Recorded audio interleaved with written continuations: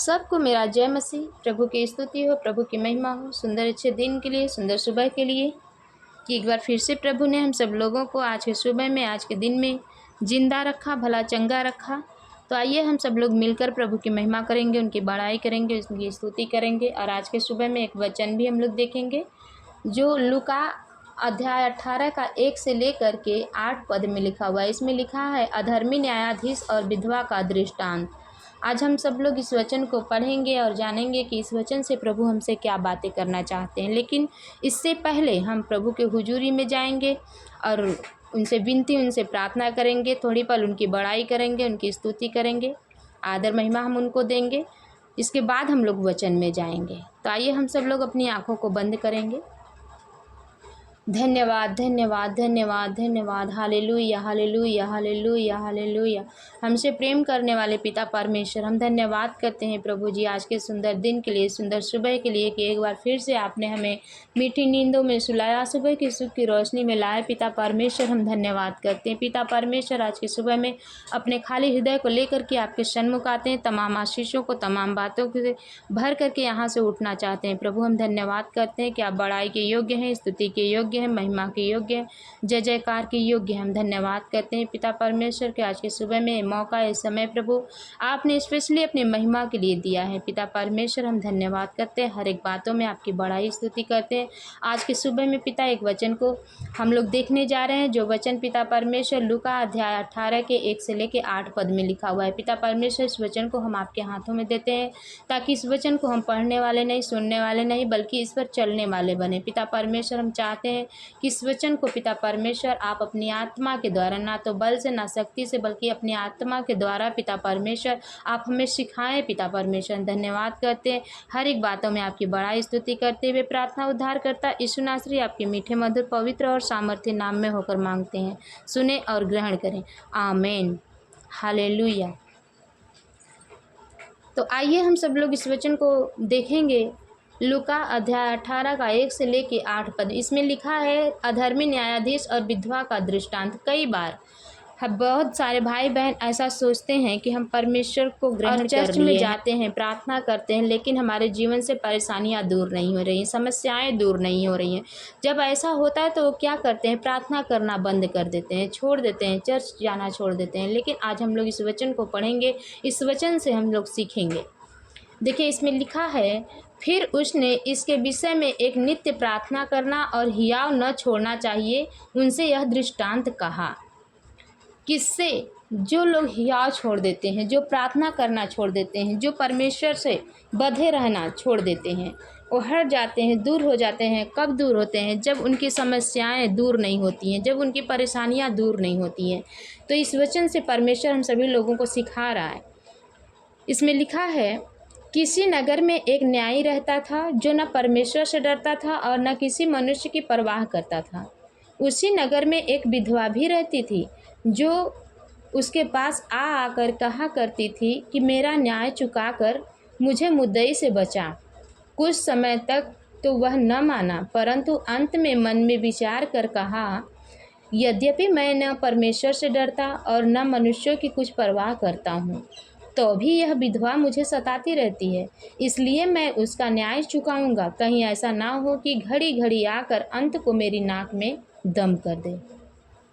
आमीन, हालेलुया। देखिए, परमेश्वर का वचन कहता है कि एक नगर था, उस नगर में एक न्यायाधीश रहता था और उसी नगर में एक विधवा स्त्री भी रहती थी।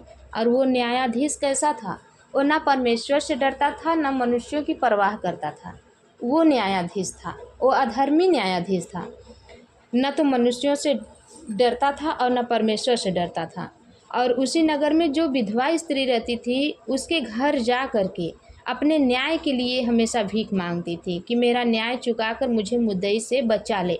कुछ दिन तक तो वो कुछ नहीं सुना, उसकी बातों को नहीं सुना, कुछ नहीं माना। लेकिन अंत में आते आते वो मन में विचार करके सोचने लगा कि अगर मैं परमेश्वर से नहीं डरता हूँ और न मनुष्यों की परवाह करता हूँ, तो भी यह विधवा मुझे सताती रहती है, इसलिए मैं उसका न्याय चुकाऊंगा। उस विधवा से वो हार गया, उस विधवा से वो थक गया। उसे ऐसा लगने लगा कि अगर मैं इसका न्याय नहीं चुकाऊंगा तो ये बार बार आती रहती है, बार बार मुझसे कहती रहती है, कहीं ऐसा ना हो कि ये मेरे नाक में दम ना कर दे। तो इसलिए वो अपने मन में विचार करके कहा कि मैं इसका न्याय चुकाऊंगा। तो परमेश्वर का वचन कहता है कि जब वो एक अधर्मी न्यायाधीश होते हुए भी एक विधवा से थक गया, वो विधवा ने उसके घर बार बार जा कर के कहती रही अब कि मेरा न्याय चुका दे, मेरा न्याय चुका दे, तो वो एक विधवा से डर गया।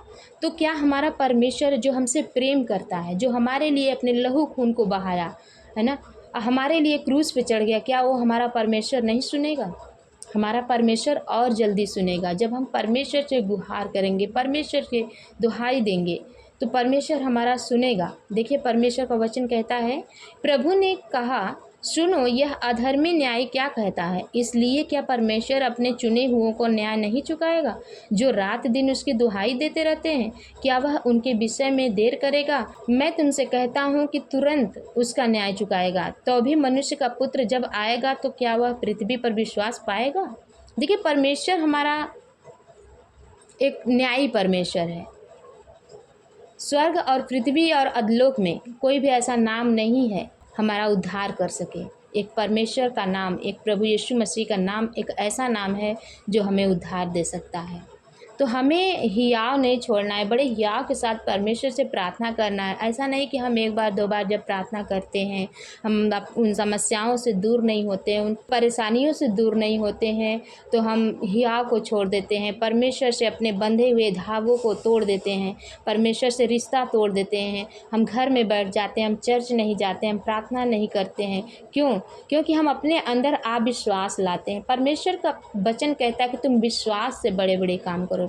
अगर हम विश्वास के साथ प्रार्थना करते हैं, और देखिए परमेश्वर का वचन ये भी कहता है कि विश्वास बिना कर्म अधूरा है, कर्म बिना विश्वास अधूरा है। हमें कर्म भी करना है और विश्वास भी करना है। जब हम ये दोनों चीज़ें करते हैं तब हम परमेश्वर में लगन के साथ बंधे रहते हैं, तब परमेश्वर हमारी सुनता है।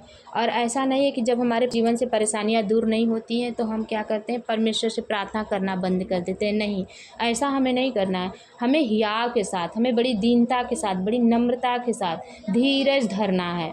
हमें प्रार्थना करना है परमेश्वर से, हमें इस प्रार्थना से दूरी नहीं बनाना है। क्योंकि जो अधर्मी न्यायाधीश था, वो जो विधवा थी, विधवा का वो न्याय नहीं कर रहा था, नहीं चुका रहा था, लेकिन फिर भी विधवा क्या की, उसके घर आना जाना बंद किया? नहीं, बंद नहीं किया। वो बार बार जाती रही, अपने न्याय के लिए हमेशा उससे गुहार करती रही, हमेशा गुहार लगाती रही, हमेशा न्याय के लिए भीख मांगती रही। और आते आते वो क्या किया, उसका न्याय चुकाया। तो उसी प्रकार से जब हम अपने परमेश्वर से प्रार्थना करते रहते हैं, जब हम अपने जैसे कि अपने परेशानियों में हो कर के भी जब हम परमेश्वर से प्रार्थना करते रहते हैं तो परमेश्वर हमारा न्याय चुकाने वाला परमेश्वर वो करेगा। क्योंकि उसने हमारे लिए मारा गया, वो हमारे लिए मारा गया, गाड़ा गया, 39 कोड़े खाए। वो हमसे इतना प्रेम किया कि इस जगत में आया, है ना। तो हमारा सच्चा परमेश्वर है। हमें अपने परमेश्वर के साथ को कभी नहीं छोड़ना है। अगर हमने जब उनके हाथों को पकड़ा है तो जीवन भर उनके हाथों को पकड़ के रखना है, रहना है। क्योंकि परमेश्वर का वचन कहता है कि सच्ची दाखलता मैं हूँ, तुम मेरी डालियाँ हो। जो मुझ में बना रहेगा वो हमेशा फलवंत रहेगा। तो हमें उनमें बने रहना है, क्योंकि सच्ची जो दाखलता है वो हमारा परमेश्वर, हमारा प्रभु यीशु मसीह है। आइए हम सब लोग मिलकर प्रार्थना करेंगे। अगर हम इस चीज़ से हमेशा अविश्वास लाते हैं तो हम अपने जीवन में विश्वास लाएंगे। इस वचन से हम प्रार्थना करेंगे। आइए हम सब लोग अपनी आंखों को बंद करेंगे। धन्यवाद धन्यवाद धन्यवाद धन्यवाद धन्यवाद करते हैं पिता परमेश्वर आज के सुंदर दिन के लिए, सुंदर सुबह के लिए। पिता परमेश्वर के एक बार फिर से आपने हमें मौका और समय दिया अपने आप से बातें करने के लिए, प्रार्थना करने के लिए। पिता सच में आप महान हैं, अनुग्रहकारी हैं, दयालु हैं। हम हर एक बातों में जब हम अविश्वास लाते हैं पिता परमेश्वर तो आप एक एक वचनों से हमें सिखाते हैं प्रभु जी। हम धन्यवाद करते हैं। सच में पिता परमेश्वर आप महान हैं, अनुग्रहकारी हैं, दयालु हैं, सामर्थी हैं, विलम्ब से क्रोध करने वाले परमेश्वर हैं पिता।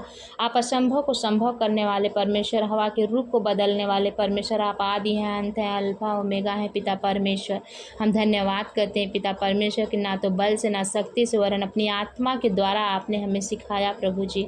हम धन्यवाद करते हैं पिता परमेश्वर, आपकी आत्मा प्रभु हम सबों के बीच में आ करके प्रभु हम सभी लोगों को इस वचन के द्वारा सिखाया प्रभु जी। हम धन्यवाद करते हैं, हर एक बातों में आपकी बड़ाई स्तुति करते हैं प्रभु जी। आज से पहले हम जो भी आप विश्वास लाते थे पिता, आपसे दूर हो जाते थे पिता परमेश्वर, हम प्रार्थना करना छोड़ देते थे प्रभु। इस वचन के द्वारा प्रभु हमारे जीवन में बदलाव आया पिता परमेश्वर। हम धन्यवाद करते हैं प्रभु, ये वचन हमारे जीवन में हमेशा हमेशा के लिए जाने पाए, हमारे हृदय में हमेशा हमेशा के लिए होने पाए पिता परमेश्वर कि जब हम ऐसी कभी भी गलतियाँ करें तो ये वचन तुरंत हमारे दिमाग में आए, हमारे माइंड में आए पिता परमेश्वर। ये वचन हमारे हृदय के पटिए पर लिख जाए प्रभु जी। हम धन्यवाद करते हैं प्रभु, हम धन्यवाद करते हैं, हर एक बातों में आपकी बड़ाई स्तुति करते हैं पिता। प्रार्थना करते हैं कि जो भी भाई बहन इस प्रार्थना को सुने हैं प्रभु, सुन करके आशीष पाए हैं पिता परमेश्वर। हम धन्यवाद करते हैं प्रभु और चाहते हैं कि वचन के द्वारा हर एक भाई बहन के जीवन में बदलाव आए, हर एक भाई बहन के जीवन में आशीष आए पिता परमेश्वर। हम विश्वास करते हैं प्रभु कि आपने हमारी प्रार्थना और विनती को सुना है, जैसे कुरलियोस की प्रार्थना विनती पिता परमेश्वर स्वर्ग में सुनी गई, उसी तरह से पिता परमेश्वर हमारी प्रार्थना विनती आपने सुना और सुन करके उत्तर दिया पिता। हर एक बातों में आपकी बड़ाई स्तुति करते हैं। प्रार्थना उद्धार करता इस नासरी आपके मीठे मधुर पवित्र और सामर्थ्य नाम में होकर मांगते हैं, सुने और ग्रहण करें, आमीन।